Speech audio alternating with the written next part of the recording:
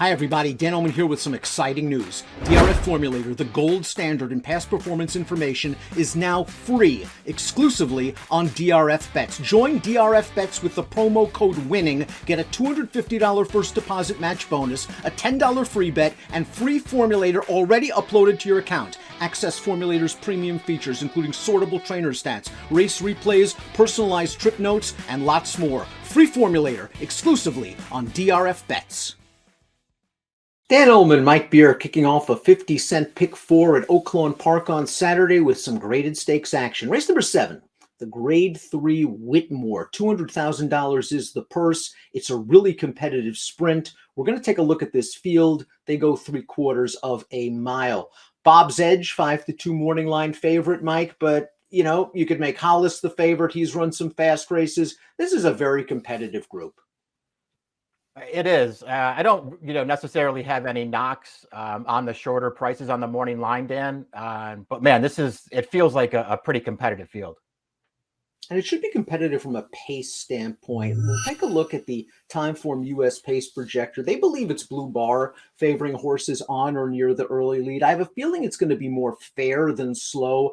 Heart Rhythm, the number 8, is expected to make the lead on Timeform US's Pace Projector, but I don't think he has such a pace edge that if a jockey on another horse like Hollis or Greeley and Ben or Royal Daher gets very aggressive, that those horses couldn't get to the lead. This is very much a jockey's race. Yeah, I agree with you. I don't know who's going to make the lead in here, but it feels like there are several candidates to go forward early in this race. I think it's also, at least worth pointing out, Dan, and I don't think the decision's been made yet, but it sounds like Carl Broberg may not run Greeley and Ben in this race. If he doesn't, it takes some of the speed out. No Shirt, No Shoes is the number 1. And this horse is going to be making his stakes debut. It's a tough spot to do so, but he's going second off the layoff. He's been consistent in his career. He was second best to Hollis last time out. Didn't have a lot of pace. Hollis got the jump on him. He's got to prove he's the silk. Yeah, it's a pretty big step up in class for him. I thought he ran fine off the layoff last time, Dan. He was no threat to Hollis. I thought he was pretty game, though, to be second best in that spot. He has to improve, though, if he's going to beat this field.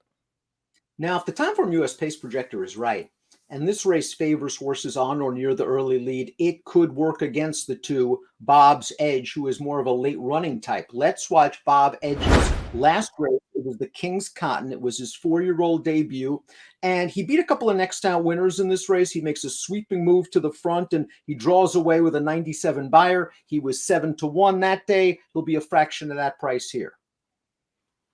Yeah, I guess he's going to be a much shorter price here. I mean, he ran really well in this race. It's worth pointing out, I guess, that the 2 favorites really didn't show up in this race. Then one of those favorites was Hollis, who wound up finishing off the board in this race. But man, this horse ran really, really well in there. He sat on the outside. He made a big move on the turn. He won easy. Greeley and Ben, Mike mentioned, questionable starter right now. If he does run, you have to respect him simply because he's won 19 times from 30 starts. Ever since Broberg claimed him for 12-5, he's won 13 of 15 races, 3 in a row, including this race at Oaklawn last time out on February the 21st. And this is a race where the versatile Greeley and Ben got a nice split, didn't he, right here? And he's going to grind it out to win with a solid 91 buyer, beat a couple of next out winners. Trip worked out.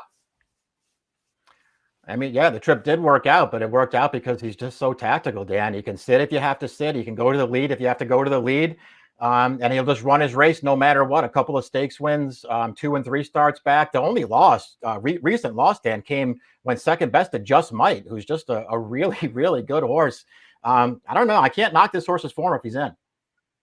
Knee Deep in Snow is up next. He was 4th behind Greeley and Ben in a stake at Sam Houston last time out. He earned a big figure 2 starts back at Oaklawn Park. Gives you a little bit of hope that he's a kind of a horse for course, but against this kind of graded stakes group, I think he needs to move forward. He probably does. I do think he's improved since Maker's taken over, Dan. He got a great trip when he won that race over this track 2 starts back, but he won that race very easily. And last time I didn't love the trip he got when Greeley and Ben beat him at Sam Houston. I think he ran deceptively well in that spot. Mr. Lucas has the 5, Atoka, who seems to be rounding himself back into form. Let's watch his last race, an allowance at Oaklawn 2 weeks ago, and we see he's in behind horses, swinging into the stretch. He alters course to the far outside, and he gets second behind a solid runner named Home Base. Now, he was beaten by Royal Daher 2 starts back, but Royal Daher had all the best of it, I thought, from a pace standpoint. Ataka, if this pace heats up, he can come with a kick. Yeah, that's exactly how I looked at him, Dan. I thought he ran great, 2 starts back. They finally cut him back to sprint again. I think that's what he wants to do. And I thought he ran really well into a tough pace situation in that race. And then that last race we just watched right there, I thought he ran really well again. They rated him back.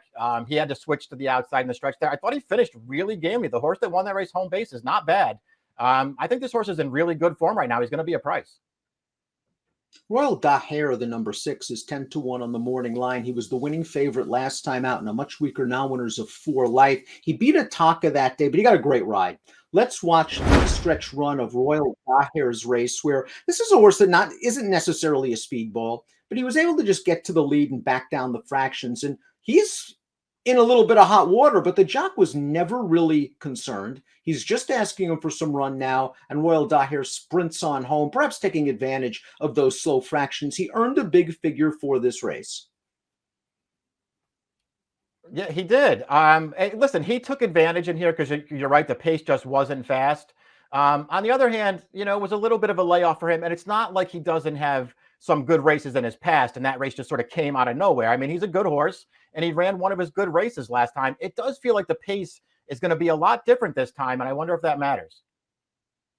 Tulane Tryst is an interesting horse because he's so lightly raced that it's possible we've yet to see his best. And he's coming into this on a 2-race win streak. He scored with a 91 buyer at the Fairgrounds last time out. And that's a race that kind of puts him in the mix a little bit.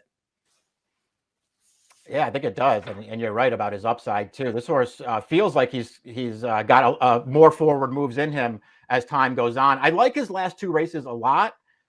He's also had great setups in those races. That Churchill race last November, they went really fast. The leaders were super tired in that race, and he just came and ran them over. Even in that last one, Dan, he had 3 horses contesting the pace in front of him, but he still just steamrolled that field. I think this horse is good right now, and he's getting better.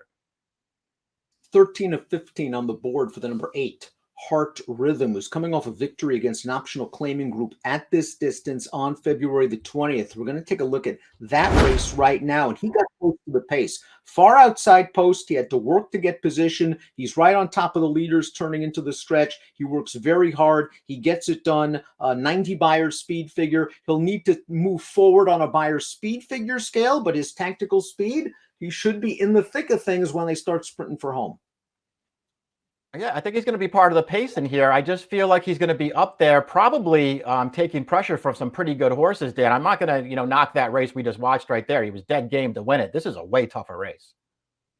Number 9, Hollis has run some big races from a speed figure standpoint. He earned a huge 109 3 starts back. And then Bob's Edge beat him in the King Cotton in a race in which he was up close to a solid pace. He dropped down into an optional claimer. The race will show you right now, and he got a much better pace scenario. And he won with one of his good races, a 97 buyer speed figure. That being said, Mike, Hollis to me is the kind of horse that just seems to excel at the 5.5 furlong distances. That's what bothers me about him too. His last 3 wins are all 5.5. And when they went 6 in the King Cotton, and I realize it's just one race, you don't have to, hold it against him necessarily, but he did not run well that day. I didn't necessarily see the excuse there with Bob's Edge winning that race very easily. I don't know. He can easily win this race. And I thought he looked good winning last time, but I had enough questions about him not to want to take a short price. Let's take a look at our top selections for a wide open edition of the Grade 3 Whitmore. We're going with horses that are prices on a morning line. The number 5, Atoka, Mike, you think this pace, there's a good chance it's going to heat up and this horse could come rolling late. Yeah, I think and he's just going to be a fair price in this race. I just think his last 2 starts, if they cut him back, I think he's run well both times, even though he didn't win those races. I don't think that Royal Daher's last race in figure is the outlier it appears to be on form. His prior start was over a wet track off a long layoff. His prior start over that was on turf, which is not his surface. And I thought his Aristides back in May was not a bad effort at all when they tried him against stakes horses. I think he still has some potential. I think he'll be close to the pace, and he doesn't need the lead to win. 5497 for Mike, 6927 for me. Nice race. First of two graded stakes races at Oaklawn on Saturday. It's the Whitmore. Good luck.